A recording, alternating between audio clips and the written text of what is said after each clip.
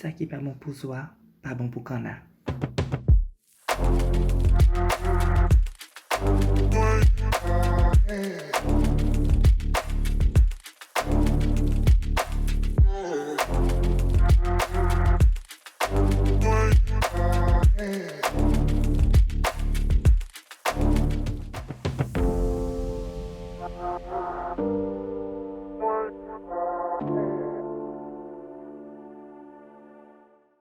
Hey, my people. How are you doing? I hope you're doing good. Um, Over here, I don't know if you can actually hear it. The sound is not the best here, but um, outside you have little birds, and that's pleasant because yeah, the weather hasn't been super nice, so except today it was pretty good.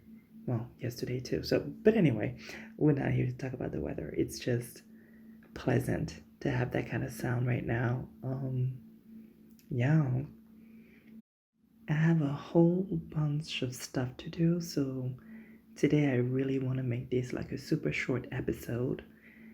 And I know I've said that often, but the last time I said that, well, the last time I did not say it, and I actually did it, right? And today I'm both saying it and doing it because I have to get on some other stuff right now. So we'll make it short, and we'll make it about. I think this will be the second edition about racist white French people. Ugh. Mm-mm-mm. We're going to talk about that. You'll see. But first, we have to talk about some things.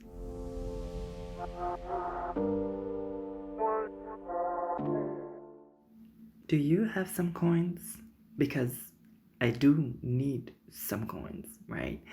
And you know what?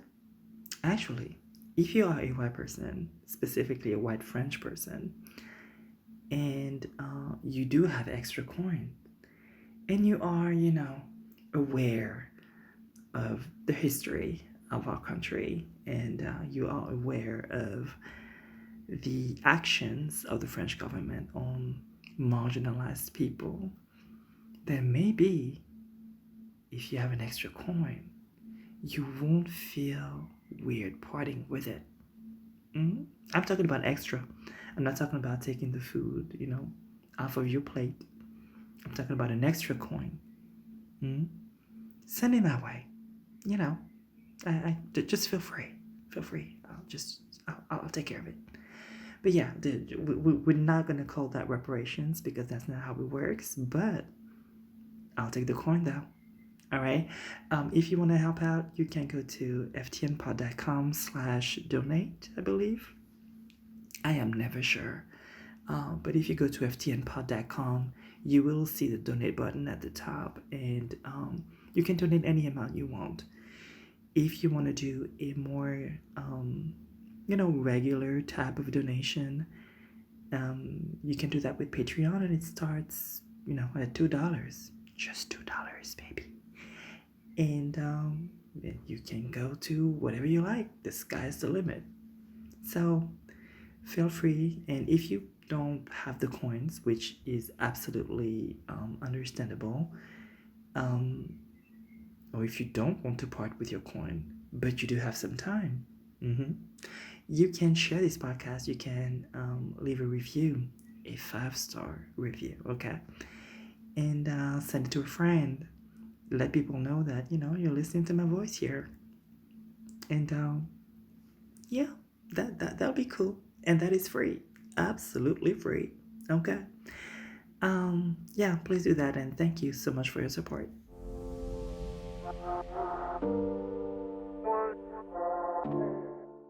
Before we get into the actual topic, I'm gonna give you some updates. I am asking myself so many questions when it comes to writing, because like I have written for so many contests at this point now. I think I've done like 50 entries, and sometimes it's more than one story. I don't know how many stories I've written, but here's the thing. Sometimes I'm like, okay, let me see who the winner is. And I'm not trying to sound disrespectful, but sometimes, um, like you see the top three, and it's like, oh, the number one is just bad. It's just simply bad. It actually happened recently. Like number one was just bad to me.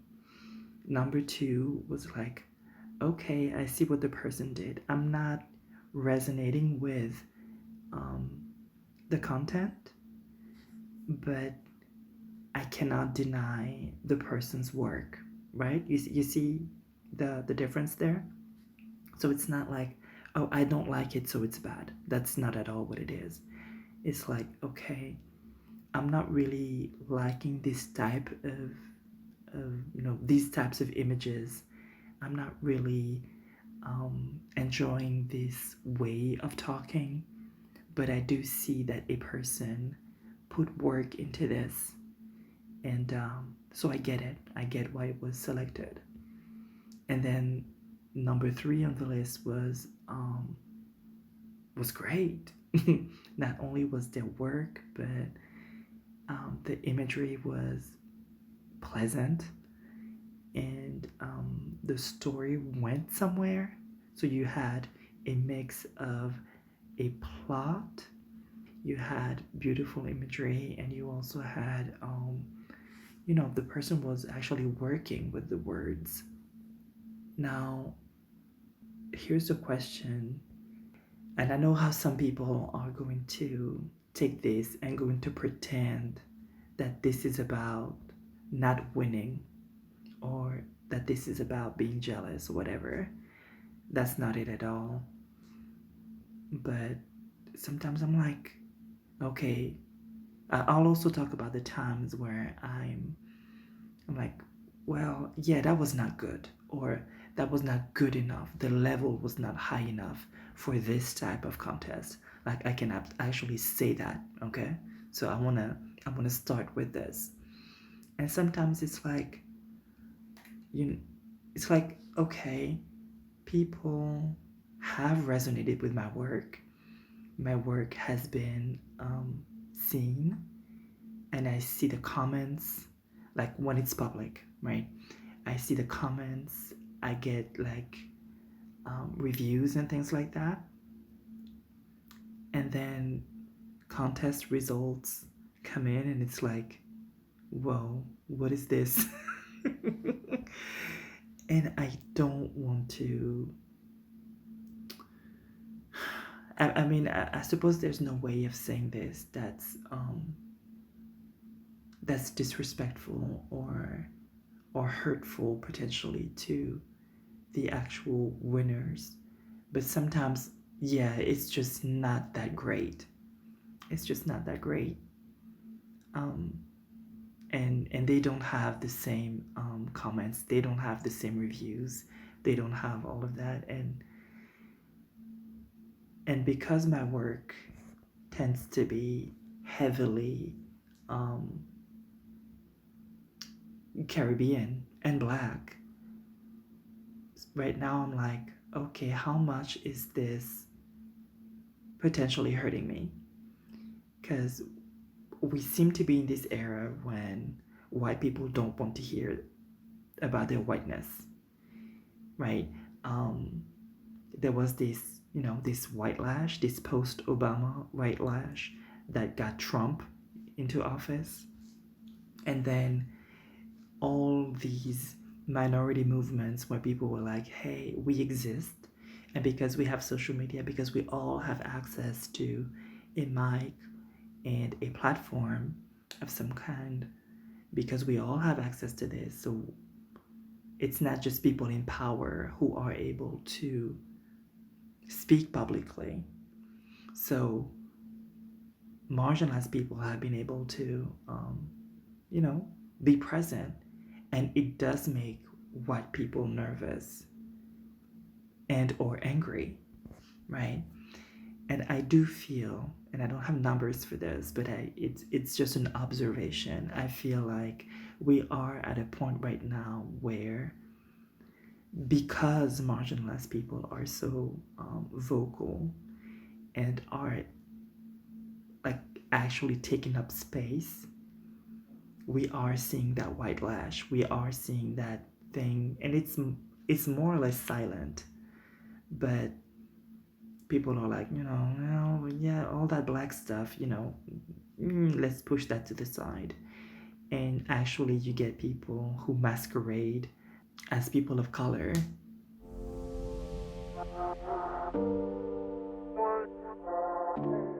So here's what I mean. There are different modalities of storytelling in different cultures, right? There is what is recognized as great literature in Western civilizations. If you come from a culture that does literature or that does storytelling a different way, your art may not be recognized as art or as great literature. And what does happen sometimes is people do blackface or literary blackface, where they, because like when a story is located in a certain space or in a certain community, the reader, because contests are, most of them are blind, so they don't know who the author is, but they do assume that the author is from the community or from the culture um, that is mentioned or that is in the story. So what happens is they see this story about Haitian people written by a person that they don't know is white, and they do recognize the all the codes of Western literature, and they're like, "Ooh, yeah, great, amazing. This black person should be chosen." Except this black person is not black; they're white. So if you are both writing about blackness and not using the codes of Western literature, you could be penalized. And that is a question I'm asking myself. Like, to what extent is not just my work, but of course I'm asking that question because I'm in it, but to what extent is, well, my work limited? Like, its reach gets limited, its impact is perceived as limited when I actually, like, the readers are giving good feedback. It's the people doing the judging that not necessarily resonating with the way. I don't know. I'm asking myself that question. It's a genuine question. It's not it's not an accusation. I know, and see, like, I'm finding myself doing this thing, like saying all of this, because I know, specifically because what I was saying earlier, we are in this era when white people don't want to hear about their whiteness and about the processes that are in place to keep them in power and to yeah. Anyway, yeah, we are in it. We are in it. So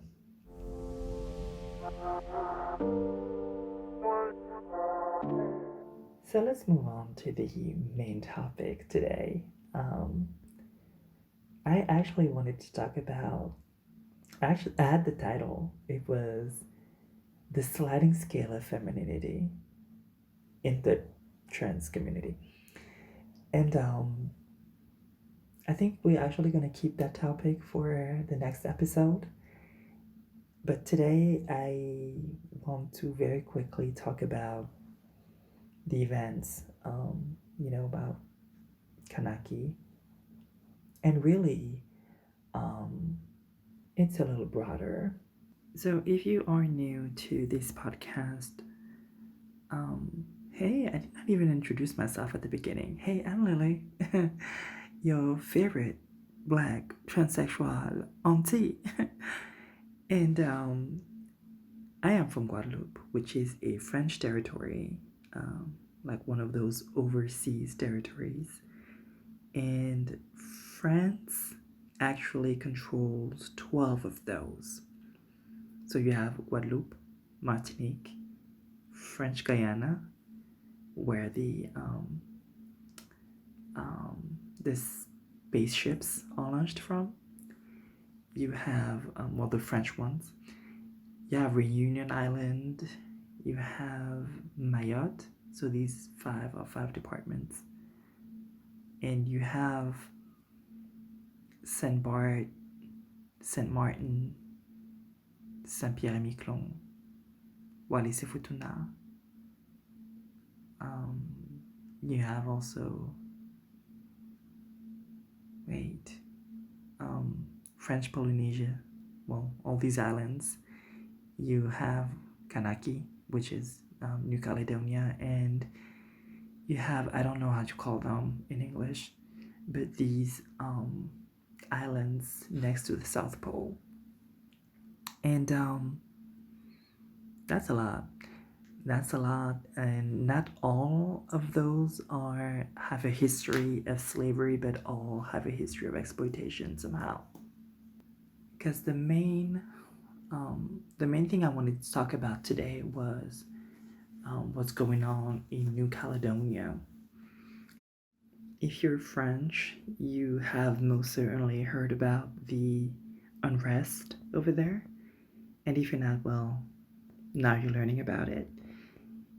And I'll give you like the general thing. The island was conquered by France in 1853, I believe, around the time, and it's been exploited ever since, for minerals, and of course, as naturally happens with colonization and subjugation, there is a demographic shift. So people have been massacred. People have been made a minority on their own land through policy, and of course, the best of the best is reserved for colonizers, right? That's just, and of course, yes, resources are being extracted. All of that is colonization. Nothing new, nothing special in that way, just the same horrific stuff.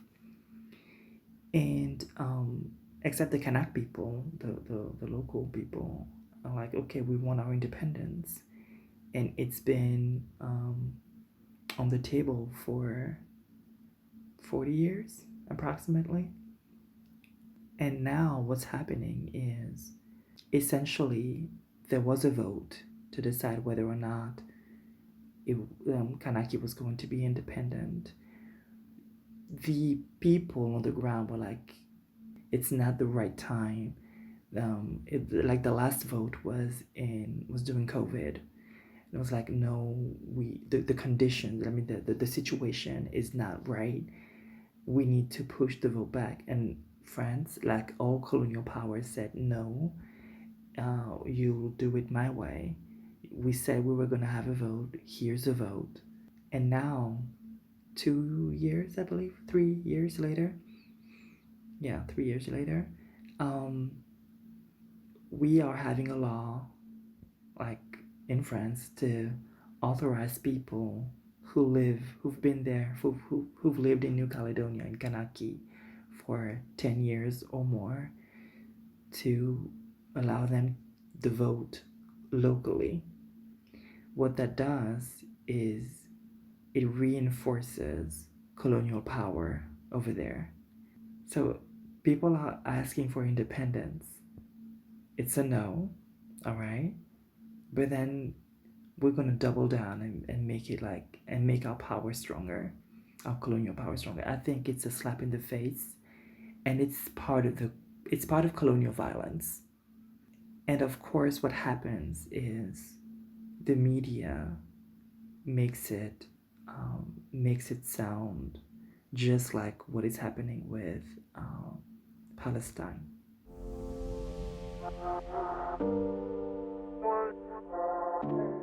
So when people report on this, the white people, because it's clearly white people, and like the people who have things, the people who are quote unquote defending their property, the colonizers, they are presented with a story. They are presented as humans. Not just that, they are called inhabitants. And on the other side, you have people who are protesting, and those are not inhabitants, right? They are a mass. They don't have a story. They are just rioters. That's how they're referred to. So the way the information is relayed already gives you, creates a different type of tension for the person who knows nothing and who just watches, right? Just like with Palestine and the genocide. So you have the Palestinian are just a mass of people, like a mass of feelings, like a mass of anger, a mass of pain, a mass of blood, a mass of bones. And you have the Israeli hostages who are individuals who have stories, who have people, who have pictures of them smiling, who have families who speak on their behalf, who talk about who they are or who they were. You have the stories of villages, you have the backstory. And it's been months at this point, and this is still not changing. I mean, there has been, in for Palestine anyway, there have been little tweaks, but nothing long lasting. And now we're seeing the same thing happening with the Kanak people, the exact same thing.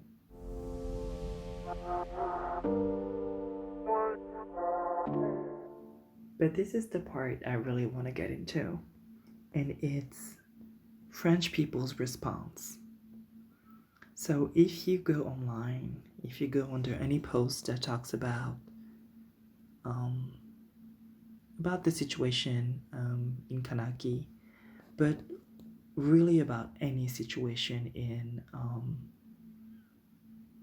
the overseas territories that have been colonized and that are under French control, you will see something to the effect of, well, why don't you take your independence then? Y'all are just, we're just sending financial aid to you. Y'all are eating up our resources. Y'all are dead weight. And, all of that type of stuff. And it's very close to the vocabulary of racism in the US, with this idea of the welfare queen. And it's like the islands, or those territories are huge welfare queens, giant welfare queens. And what they keep ignoring is, just one thing that's very simple: territorial waters, right? France, I believe, is the second country with the most territorial waters, and they are a small country in Europe. Small relative to the United States, Australia, China, Russia, right? It's a small country. To have such waters. And what that is, if you don't know, you have a 22 plus kilometers of reserved domain from your coastline that is just yours to exploit. And in addition to that, you have also, and I forgot the name of it, but I think it's the exclusive economic area or something. That's the translation. I don't know how it's called in English. I don't remember. And that's an extra 200 meters or something, but it's not nothing because they're adding it to it for a reason, and it's specifically for business. So you have these 22 plus kilometers of domain, of extra domain outside of your coastline, and that's where you can fish, you can do commerce, you can like if you want to dig oil, gas, whatever, all of that is yours.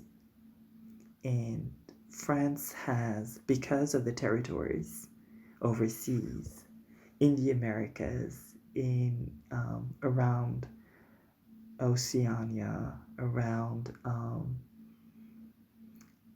around Africa, like you get the idea, right? France has all of that extra territory, and that's good business. That's also military bases in many places around the world. Um, like the overseas territories. That's also, through nuclear testing in the Pacific Islands, right? That was not done in Paris. That was not done like right outside between France and England. No, that was done like far away with those people over there, right? Who could suffer, who could. I don't even know if there have been reparations for that. I'm not sure. I would have to check. But yeah, the territorial waters and the global expansion of countries like France because of those territories, that's money, right? That's why they don't just let us go, right? Because if we were that weight, like they keep saying, like the news never um they never stress that. It's always about sending help, quote unquote, and it's been the same discourse for about 100 years. I realized that when I saw like a um, really old thing. They were actually like from the moment where there has been television, it's been that discourse. People being interviewed in the 40s, 50s, I think 50s, and they were like, yes, 50s. Um, and they were already talking about, like the public was already talking about helping those colonies and those overseas territories. There is this incapability to actually look at history and look at the things that have been done and why they were done. Because now there's this official narrative that keeps being spread that is never corrected. And we get both the colonial violence and the denial of it. That's like a second violence. And you have people talking to us, people from those overseas territories talking to us like we are parasites when they are leeches on our economies, when we have provided, when we have made them rich for some of them, right? Some families, some French families, old French families, are rich today because of slavery, because of colonization. There's also this other discourse about, um, well, we have conquered these places, so it's France now, so you have to respect that it's France. And when I hear people talk like that, I'm like, okay. So there is, so it's like justification of violence, but it's justification only because it's them doing the violence. Because under Nazi rule, oh, suddenly, it's like, yeah, resistance was right. It's interesting, right? When it was, and even today, somehow, even though there is no violence, there is no colonization, it's just actually the response to colonization. So people from the colonies, right, coming to France, to mainland France, being like, hey, y'all have destroyed our economy. We need some jobs, we need some money. So we're here. And they're like, no, y'all are invading France, but wait, no, it's the consequence. But not only that, even though it's not violence, for them it's too much, right? But I thought it was okay to colonize and take space. I thought it was, but it's only if it's you doing it. Hence my little quote at the beginning of the episode, which means, and I'll just remind you of what it was. It was "Saki pa bon pou zwa, pa bon pou kana," which is Creole for, well, it's sort of the same imagery. It's basically, it's not a word for word translation, but it's what's good for the goose is good for the gander. So yeah, um, I do question people who are against the writing, who are against people being mad and letting it know that they're mad when they're telling you that colonial violence is actually okay. Which is it? You choose. Anyway, I want to leave you here. I don't want to make this too long. I've already made this quite long. And yeah, I'm sitting on something like super hard, and it's not what you think. You know, clean up that mind. Yeah, I need to go and sit on something soft with tea or something. Anyway, thank you for being here, and comment, share, let me know your thoughts, and I'll talk to you soon. All right, bye bye.